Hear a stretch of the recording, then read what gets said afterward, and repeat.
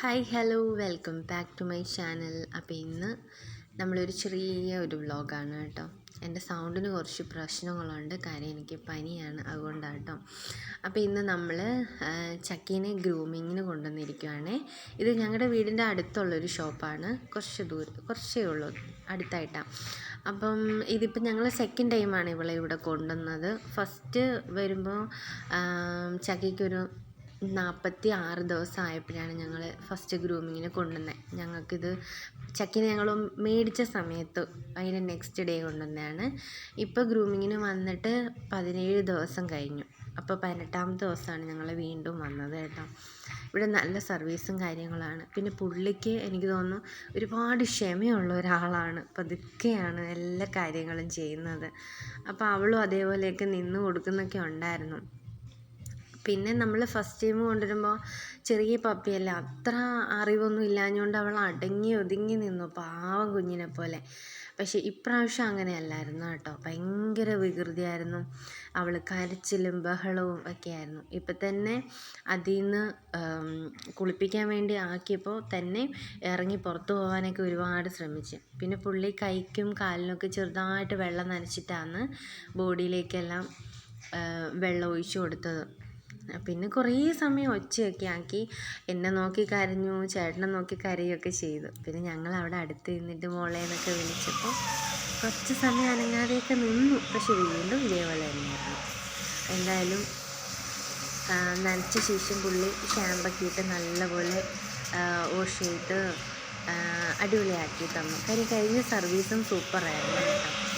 ഇതിൻ്റെ ഷാമ്പു കാര്യങ്ങൾ ഏതാണെന്നൊന്നും അറിയുന്നില്ല, കാര്യം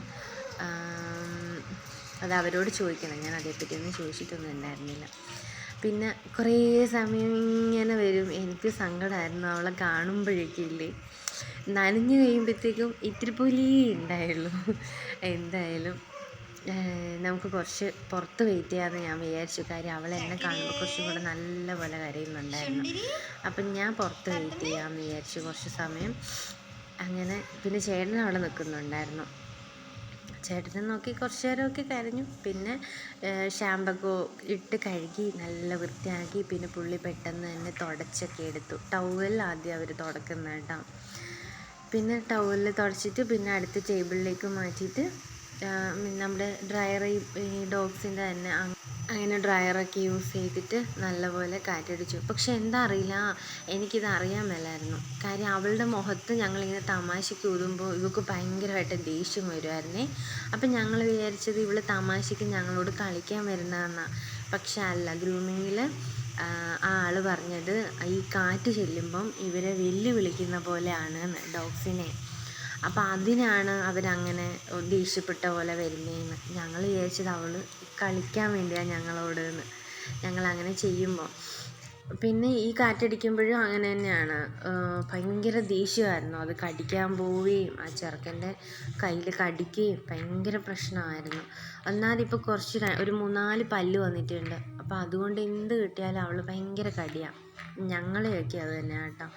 അപ്പോൾ ആ മനുഷ്യനോടുമായിരുന്നു അവളുടെ ദേഷ്യം. പിന്നെ അതെങ്ങനെയൊക്കെയോ ആ കൊച്ച് പിടിച്ച് പിന്നെ ക്ലീനാക്കി, നഖമൊക്കെ നെയിലൊക്കെ കട്ട് ചെയ്തു, അങ്ങനെ ഒക്കെ ചെയ്തു. പക്ഷെ നെയിലൊക്കെ കട്ട് ചെയ്യുന്ന ടൈമിന് ഭയങ്കര പ്രശ്നമായിരുന്നു. പിന്നെ ചേട്ടൻ കുറച്ച് നേരം എടുത്ത് പിടിച്ചു കൊടുക്കുകയൊക്കെ ചെയ്തു. നെയിൽ കട്ട് ചെയ്യാൻ വേണ്ടി നിൽക്കുന്നേ ഇല്ലായിരുന്നു. ഇപ്പം നോക്കി എൻ്റെ ചക്കിനൊക്കെ ആണെങ്കിൽ നല്ല സുന്ദരിയായില്ലേ. അങ്ങനെ മുടിയൊക്കെ ചീകി കൊടുക്കുമ്പോൾ അനങ്ങാതെ നിൽക്കുന്നുണ്ട് കേട്ടോ. പക്ഷേ ചില സമയത്തൊക്കെ ആൾ ഭയങ്കരമായിട്ടും വയലൻ്റ് ആവുന്നുണ്ടായിരുന്നു. അപ്പോൾ ഗ്രൂമിങ്ങിലെ പുള്ളി പറഞ്ഞത് ഒരു 5 മാസം വരെയൊക്കെ പപ്പിയല്ലേ, അങ്ങനെ ഉണ്ടാവും, പിന്നെ അത് ഓക്കെ ആവും, സ്ഥിരമായി കഴിയുമ്പോൾ ഓക്കെ ആവുമെന്നാണ് പറഞ്ഞത്.